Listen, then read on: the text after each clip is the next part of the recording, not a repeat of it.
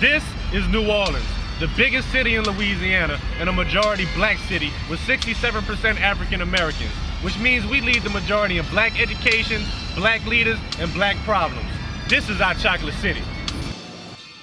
Atlanta is also a chocolate city, and the percentage of African Americans living in poverty in these chocolate cities tend to be higher than the national average, with New Orleans at 35% and Atlanta at 33%. In recent years, African Americans have had a prominence in political leadership in both cities, but this leadership has done little to help the social economy of the African American community in the city of New Orleans. Why? Because New Orleans has never established itself as having a black middle class, and we are not capable of funding our own campaigns. So when African Americans get elected into office, they find themselves in debt to the white community, keeping a high poverty rate amongst blacks.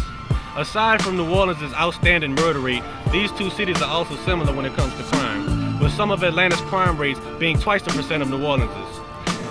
In 1981, New Orleans native Andrew Young was elected mayor of Atlanta. He helped bring the city to national prominence by encouraging international investment, which helped improve Atlanta's economy after it was hit hard by recession. New Orleans' economy has never been the same since the absence of the oil industry after the Gulf of Mexico exploration boom, losing a lot of its business to Houston and Gulfport. Education was never a key factor in getting a well-paying job on the river, but after the absence of these jobs, the school system was never able to overcompensate for itself, when New Orleans had one of the worst public school systems in the country. With Atlanta's presence of nationally accredited black universities, the city is able to produce an educated population of African Americans, thus allowing to establish a black middle class, what helps to bring in more money to the African American community.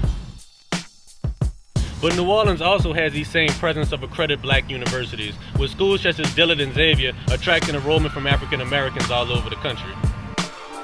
Just like Atlanta, New Orleans has every resource available for making this a successful international chocolate city. So how you gonna help change it? Revolution.